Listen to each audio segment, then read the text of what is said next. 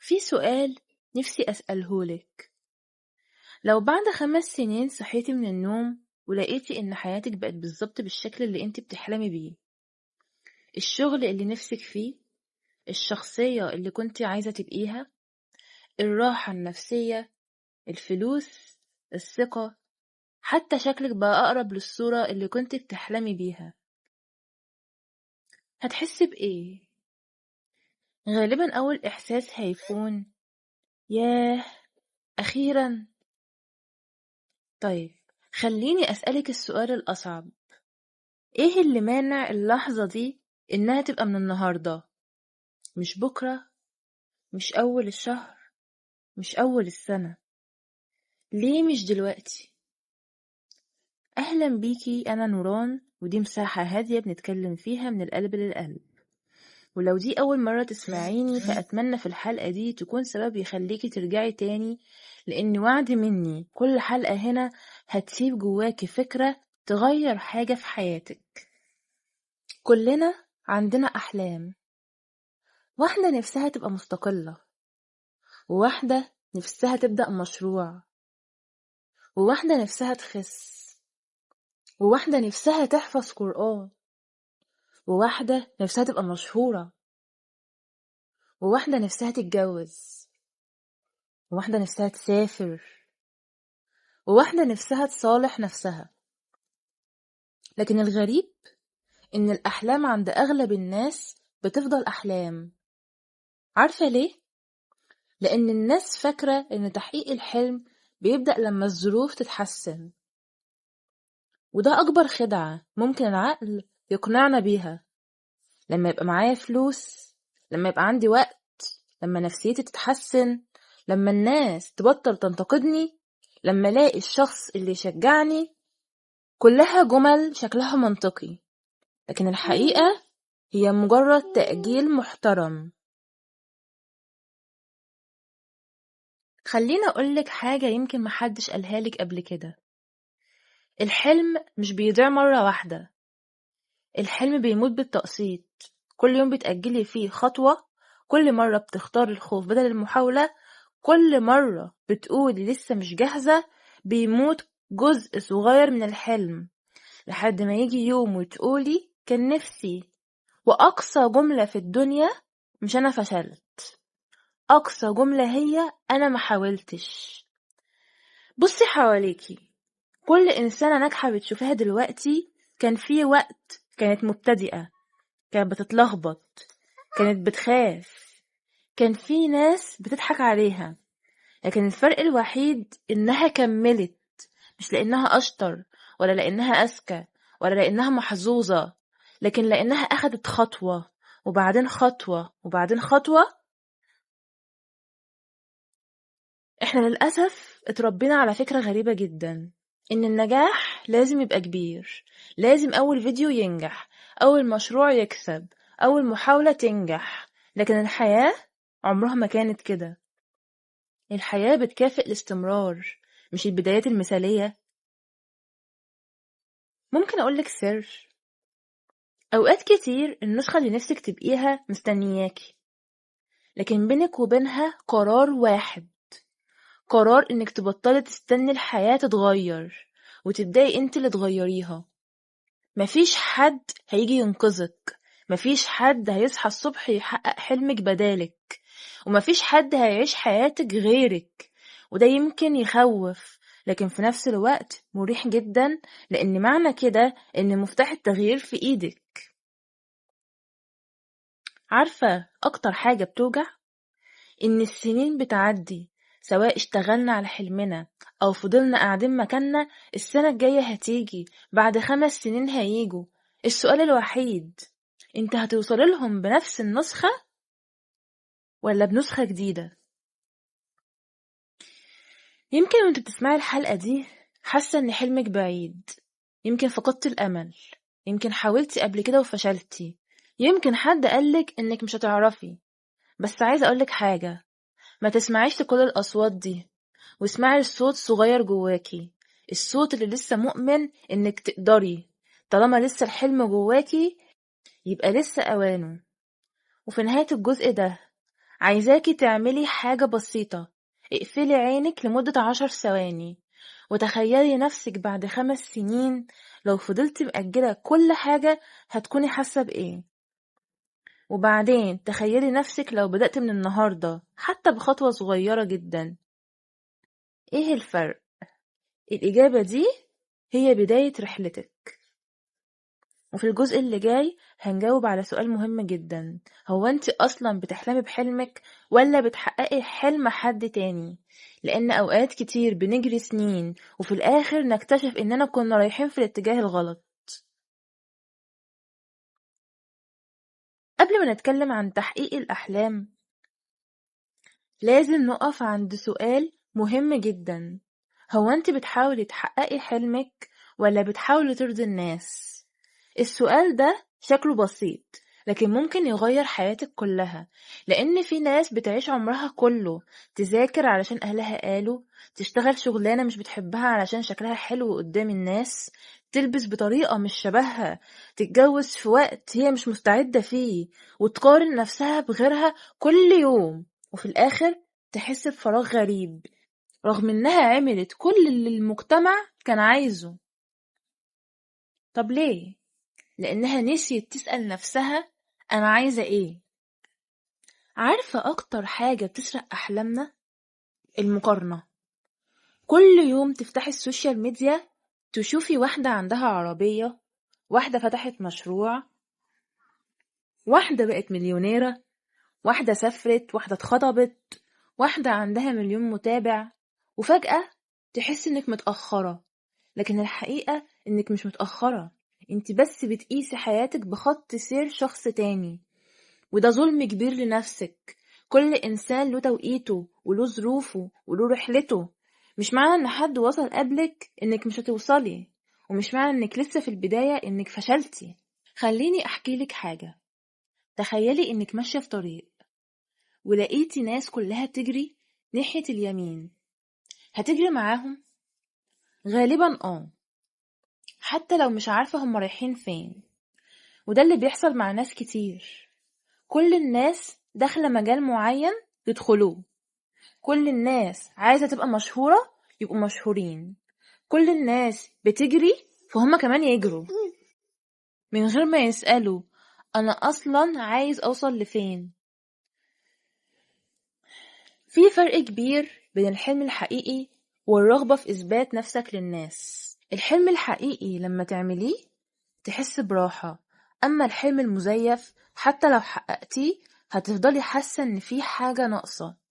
اسألي نفسك دلوقتي، لو مفيش سوشيال ميديا، لو محدش هيعرف انك نجحتي، ولو مفيش حد هيشوفك، هتختاري نفس الحلم؟ لو الإجابة نعم يبقى ده غالبا حلمك، أما لو الإجابة لأ يبقى يمكن انت بتجري ورا مدح الناس مش ورا سعادتك. وعايزة أقولك حاجة مهمة جدا، مش لازم حلمك يبقى ضخم، مش لازم تبقي أشهر واحدة ولا أغنى واحدة ولا أنجح واحدة، يكفي إنك تبقي راضية. في زمن الناس كلها فيه بتجري، الرضا بقى نعمة. عارفة ليه ناس كتير بتستسلم؟ لأنهم مستنيين الشغف، يقولك لما أحس بالشغف هبدأ، لكن الحقيقة العكس، الشغف مش بيجي الأول، الفعل هو اللي بيخلق الشغف. أول فيديو هتعمليه هيكون صعب، تاني فيديو أخف، العاشر أحسن، بعد سنة هتستغربي انت كنت خايفة من ايه. كل محترف في أي مجال كان في يوم من الأيام مبتدئ، والفرق إنه استحمل شكل البداية. إحنا بنشوف الناس بعد النجاح، لكن عمرنا ما شفنا ليالي التعب، ولا عدد المرات اللي فشلوا فيها، ولا كمية الدموع اللي نزلوها قبل ما يبتسموا قدام الكاميرا. لو حلمك كبير ما تبصيش للجبل كله، بصي لأول خطوة، لأن العقل لما يشوف المسافة كلها بيخاف، لما يشوف خطوة واحدة بيتحرك. ممكن يكون حلمك النهاردة إنك تبدأي قناة، طيب أول خطوة اختاري أول موضوع، بس مش لازم تفكري في 1,000,000 مشترك ولا في الربح ولا في الشهرة، خطوة واحدة وبعدين اللي بعدها. الحياة مش سباق، الحياة رحلة، وأجمل حاجة في الرحلة إن كل خطوة بتغيرك. يمكن الحلم نفسه يتغير، يمكن الطريق يتغير، لكن الشخص اللي هتبقيه بعد الرحلة هيكون أعظم من أي حلم. وقبل ما نختم الجزء ده، عايزة أسألك سؤال.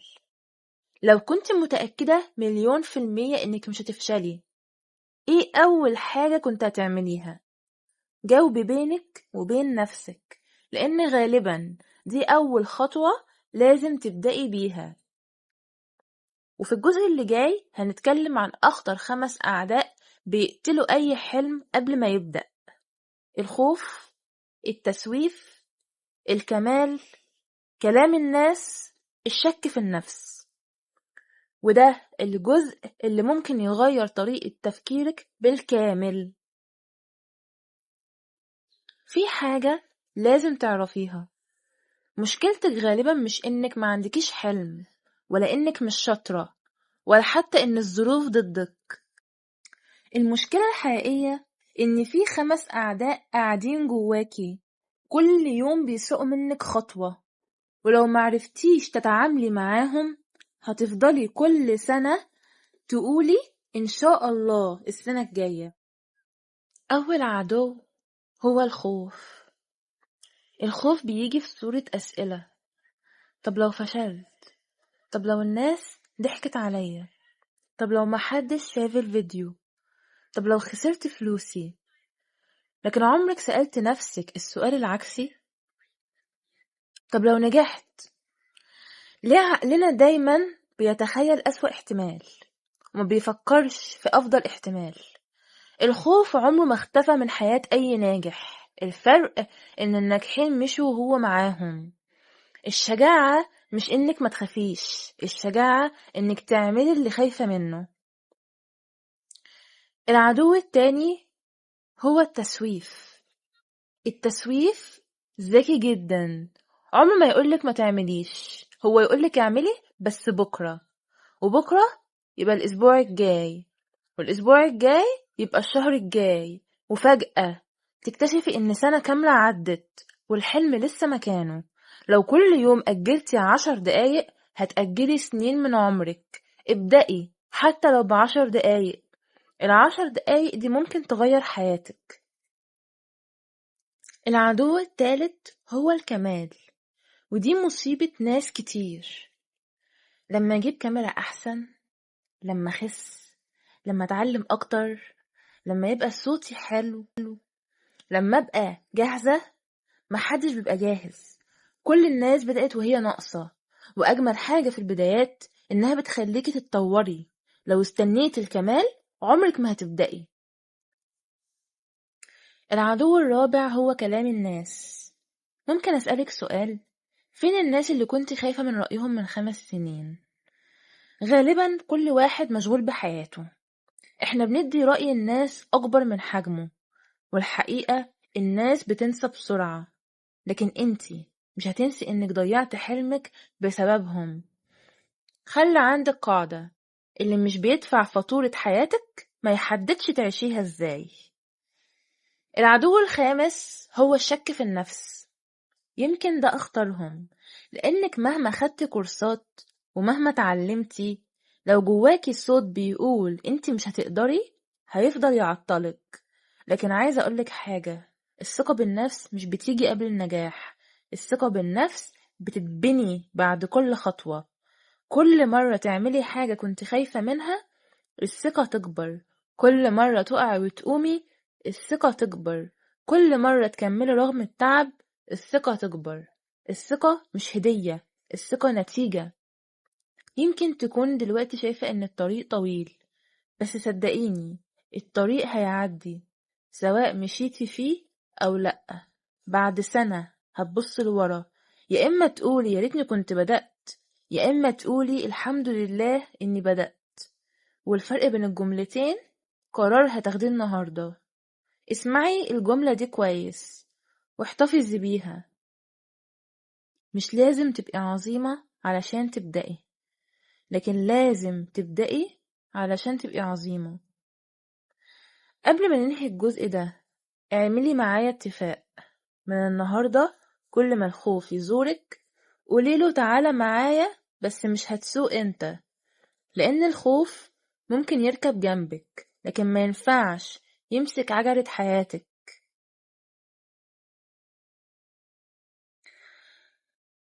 هنسيب الكلام النظري ونحط خطة عملية جدا، ازاي تقسمي حلمك لأهداف صغيرة وايه تعملي كل يوم لمدة 30 دقيقة بس، علشان بعد سنة تبصي لنفسك وتستغربي قد ايه حياتك اتغيرت. وصلنا للجزء اللي بحبه جدا، لأن الأحلام الجميلة لو فضلت مجرد كلام هتفضل أحلام، لكن أول ما يبقى ليها خطة بتبدأ تتحول لواقع. وعايزة أقولك على حقيقة مهمة، الناس بتفتكر إن النجاح بيجي من قفزات كبيرة، لكن الحقيقة النجاح بيتبني من عادات صغيرة جدا بتتكرر كل يوم. خليني أسألك سؤال، لو كل يوم اتحسنتي 1% بس، تفتكري بعد سنة هتبقي فين؟ أكيد مش في نفس المكان، وده اللي معظم الناس مش بتفهمه. احنا بنقلل جدا من قيمة الخطوات الصغيرة مع انها هي اللي بتعمل الفرق الكبير. اول خطوة، اكتبي حلمك. اكتبيه بايدك مش في دماغك، لان العقل بينسى لكن الورقة بتفكرك. اكتبيه كأنه حصل، بدل ما تكتبي نفسي يبقى عندي مشروع اكتبي انا عندي مشروع ناجح وبيكبر كل يوم. بدل نفسي ابقى واثقة اكتبي انا كل يوم بثق في نفسي اكتر. الكلمات ليها قوة، ولما تقريها كل يوم عقلك بيبدأ يصدقها. الخطوة التانية، اسألي نفسك ليه عايزة الحلم ده؟ لو إجابتك كانت ضعيفة أول عقبة هتخليكي تستسلمي، لكن لو عندك سبب قوي هتكملي حتى وانت تعبانة. اسألي نفسك 5 مرات ليه، لحد ما توصلي للسبب الحقيقي، مش السبب اللي الناس عايزة تسمعه، السبب اللي يخلي دموعك تنزل لو افتكرتيه. الخطوة التالتة، قسمي حلمك. دي من أهم الخطوات. ما تقوليش عايزة أبقى صانعة محتوى مشهورة، قولي هصور أول فيديو، هتعلم المونتاج، هنزل فيديو كل أسبوع، هراجع الأداء وهطور نفسي. شايفة؟ الحلم الكبير اتحول لمهام صغيرة، ولما المهمة تبقى صغيرة العقل ما بيخافش منها. الخطوة الرابعة، قاعدة 30 دقيقة. في ناس بتقول ما عنديش وقت، لكن الحقيقة كلنا عندنا 30 دقيقة، نص ساعة في اليوم اقفلي فيها كل حاجة، لا موبايل ولا سوشيال ميديا ولا رسايل، حلمك بس. بعد سنة هتشكري نفسك على النص ساعة دي. وعايزة أقولك حاجة من قلبي، ما تستنيش الحماس. الحماس زي الضيف بيجي ويمشي، لكن الانضباط هو اللي بيحقق الأحلام. اعملي الحاجة حتى لو ملكيش نفس، حتى لو اليوم مش مثالي، حتى لو تعبانة، لأن الاستمرارية أقوى من الحماس بمراحل. الخطوة الخامسة، احتفلي بأي تقدم. احنا للأسف دايما بنشوف اللي ناقص ومش بنبص للي عملناه. لو خلصت أول فيديو احتفلي، لو قريتي 10 صفحات احتفلي، لو قدرتي تلتزمي أسبوع احتفلي. مش علشان النتيجة كبيرة، لكن علشان بتقولي لعقلك أنا ماشية في الطريق الصح. وفي حاجة نفسي أقولها لكل بنت بتسمعني دلوقتي، بلاش تقسي على نفسك، انتي مش آلة. هيجي يوم هتتعبي، ويوم هتكسلي، ويوم هتقعي، وده طبيعي. المشكلة مش انك تقعي، المشكلة انك تقنعي نفسك ان الوقعة معناها النهاية، لكن لا، الوقعة معناها انك كنت ماشية، واي حد ماشي لازم يتعثر. عارفة ايه اجمل شعور؟ انك بعد سنة تبصي لنسختك القديمة وتقولي انا فخورة بيكي، رغم إنك كنتي خايفة لكن بدأتي. صدقيني، النسخة المستقبلية منك مستنياكي، وكل خطوة بتاخديها النهاردة بتقربك منها. وفي نهاية الجزء ده هاتي ورقة وقلم بعد ما تخلصي الحلقة واكتبي 3 حاجات بس. حلمي الحقيقي هو أول خطوة هعملها النهاردة هي امتى هبدأ. وما تكتبيش بكرة، اكتبي النهاردة، حتى لو هتشتغلي 10 دقايق، لأن أول خطوة هي أصعب خطوة، وبعدها كل حاجة بتبقى أسهل. في الجزء الأخير من الحلقة هنتكلم عن الرسالة اللي أتمنى كل بنت تسمعها قبل ما تنام الليلة، ورسالة لو وصلتك من قلبك ممكن تكون بداية حياة جديدة. قبل ما أختم الحلقة عايزة أطلب منك حاجة، مش لايك ومش اشتراك. استني دقيقة واحدة بس واسمعي الكلام ده للنهاية، يمكن يكون هو السبب إن حياتك تتغير. عارفة، وأنا بحضر الحلقة دي كنت بفكر كام حلم مات، مش لأن أصحابه كانوا فاشلين، لكن لأنهم استسلموا بدري. في كتاب كان ممكن يغير حياة آلاف الناس لكن صاحبه عمره ما كتبه. في مشروع كان ممكن ينجح لكن صاحبته خافت تبدأ. وفي قناة على اليوتيوب كان ممكن تبقى مصدر إلهام لملايين لكن صاحبتها كانت مستنية الوقت المناسب. ويمكن انت عندك حلم من دول. بصي حواليكي، كل حاجة عظيمة في الدنيا بدأت بفكرة، شركة كبيرة، كتاب، اختراع، قناة، مشروع. حتى الإنسان اللي بقى قدوة لغيره كان في يوم شخص عادي جدا. الفرق الوحيد إنه رفض يسيب حلمه يموت. أنا مؤمنة إن كل إنسان ربنا حط جواه حاجة مميزة، موهبة، رسالة، أثر، لكن للأسف مش كل الناس بتكتشفها، وفي ناس بتكتشفها لكن تخاف تعيشها. واتمنى من كل قلبي إنك ما تكونيش واحدة منهم. افتكري دايما إن الحياة قصيرة جدا، أقصر مما إحنا متخيلين، فبلاش تضيعيها وإنتي مستنية إذن من حد. اعملي اللي بتحبيه، اتعلمي، اغلطي، قومي، حاولي تاني. يمكن الطريق يطول لكن طول ما انتي ماشية انتي بتوصلي.